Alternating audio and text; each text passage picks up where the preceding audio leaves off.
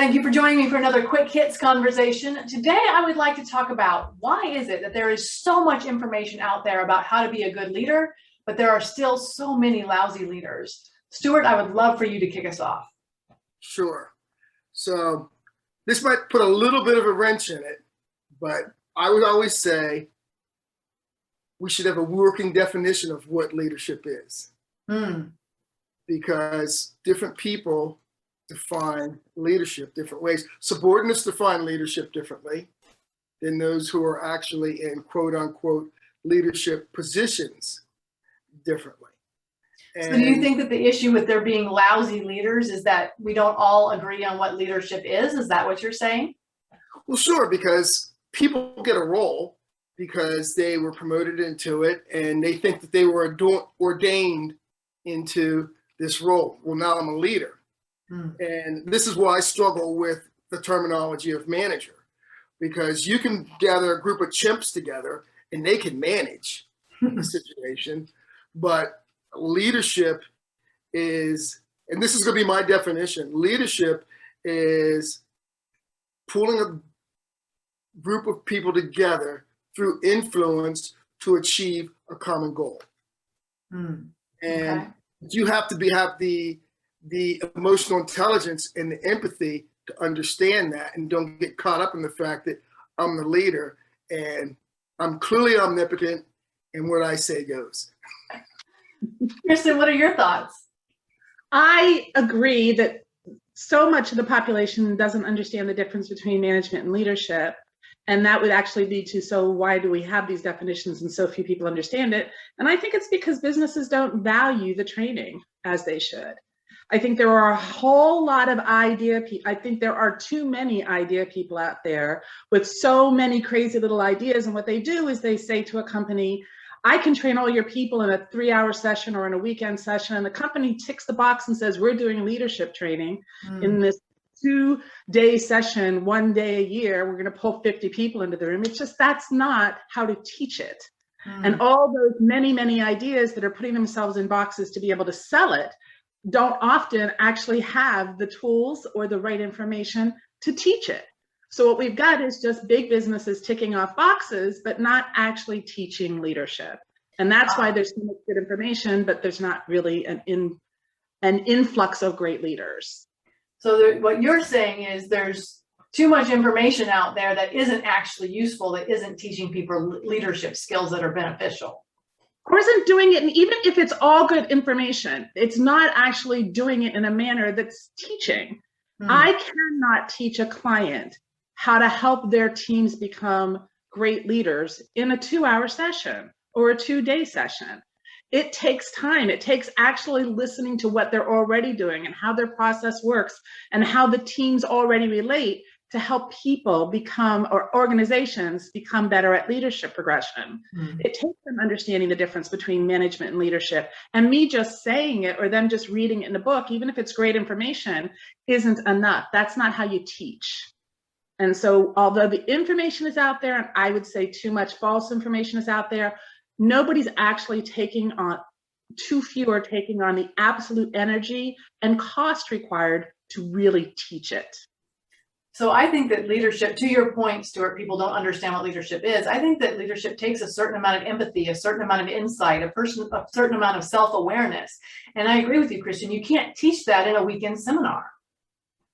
And sometimes you don't have to teach it at all. There are leaders, we've all met leaders in every level position at work or in a family environment or in a community that never had to be taught anything. They understood leadership at the get-go. And I don't think that companies have a scaling up system that appreciates that appreciates you have to really exploit that person with natural leadership and let them help teach people about leadership. It's all just about the process. I mean, it's kind of like the same, and I'm going to skip it, but the diversity issues that we have in this country. Everybody's hired diversity leadership people, but if they don't actually give them the time, the budget, and the access, they're not going to change diversity issues. It's the same with leadership. Stewart, what are your thoughts off of that? I absolutely positively concur. I think that organizations need to make a commitment, and it's not this fiscal year. It is a long-term commitment to leadership. It's the redundancy in the training. And Yeah. just, you both are right. I mean, it's not going to happen over a weekend. And having been in the military, I will tell you that from day one, as a cadet, you are taught leadership. And at every level, you're taught leadership, because no matter what level you're at, the leadership that's required is different. Even general officers, before they pin that first star on, they go to like a general officer charm school so that they can learn how to lead at that level. Too often what I see in civilian life is that, oh, this person's really good at moving boxes, or that person's really good at doing spreadsheets. Here's an opening, we're going to promote them to this role. Then when they're not successful, then we say, oh, well, Bob was a bad hire, or Bob didn't really do it. But in fact, we didn't prepare Bob to be successful. So I have a question then. We've talked about how organizations are not providing the right type of training or useful training. As an individual who wants to become a leader, what do I do? Where do I go? How do I figure out what's good and what's bad? How do I make myself a good leader? First question I would ask you is, tell me about leaders that you've seen in the past and the behaviors that they have that you think are worth emulating, but then even more specifically, the behaviors that they have that you say, I never want to be like that. It goes back to me, you got to define what leadership is. And I think I agree completely. The way to help somebody become something that they aspire to is to start asking them questions. Why is this something you aspire to? How do you see that improving your life? How do you see that impacting on you? Talk to them about, like Stewart said, who they've seen that they admire, but how it's going to be valuable to them.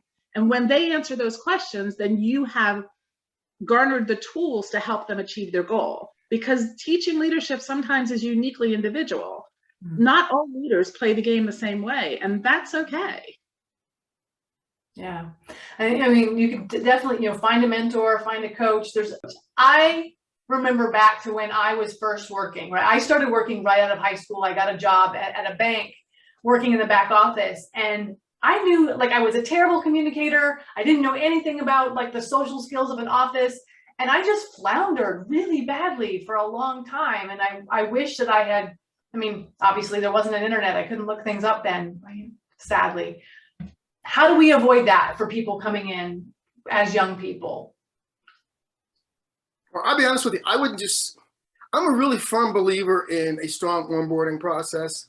So people know that if they have issues, that there are people that they can go to talk to. One of the things I always like to say is leadership is action. And what I mean by action is it's observable. And it's not just words. A lot of people will stand up and they'll say a lot of words, but there's a disconnect between the words and the action. I say that to people sometimes. That's a lot of words. Sure it is. But what are the actions supporting that?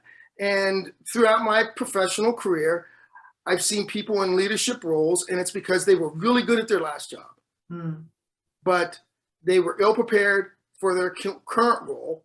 And even though they aspired or wanted to be better, they didn't know how to.